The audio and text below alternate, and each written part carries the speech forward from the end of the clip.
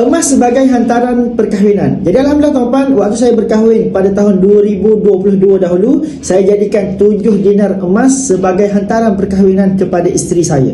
Dan waktu akad nikah pun saya akad nikah dengan 7 dinar tunai. Saya terima nikahnya, nama isteri saya sebanyak 7 dinar tunai tuan-tuan. Jadi alhamdulillah tuan-tuan, waktu tersebut 7 dinar ni sekitar RM8,000 sahaja. RM8,000 ni adalah mas kahwin ataupun hantaran yang majoriti pada waktu tersebut. Namun tuan-tuan, kalau saya tengok harga emas sekarang dengan 7 dinar sekarang tuan-tuan, 7 dinar sekarang dah mencecah RM20,000. Jadi RM20,000 bagi orang yang biasa, yang di kampung dan sebagainya, RM20,000 ni hantaran yang sangat besar. Tapi apabila ditukar ke dalam bentuk emas, hanya 7 dinar sahaja tuan-tuan.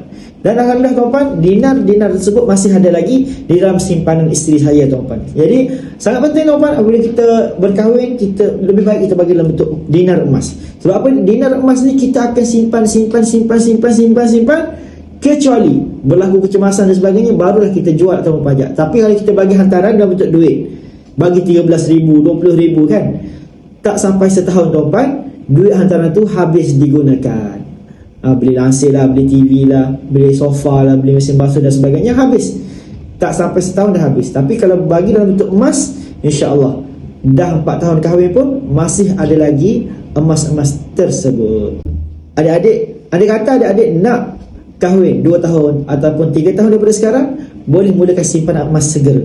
Simpan sikit-sikit, insya-Allah apabila dah jumpa calon dan dah nak berkahwin, boleh teruskan perkahwinan tanpa ada apa-apa hutang ataupun tanpa ada apa-apa pinjaman, sama ada dengan adik-beradik, mak ayah, kawan-kawan dan juga bank. InsyaAllah kahwin pun dalam keadaan tenang, selepas kahwin pun dalam keadaan tenang. Sebab apa? Sebab tidak ada hutang berkahwin tadi. Jadi buat persiapan segera tuan-tuan untuk jadikan emas sebagai hantaran perkahwinan. Assalamualaikum.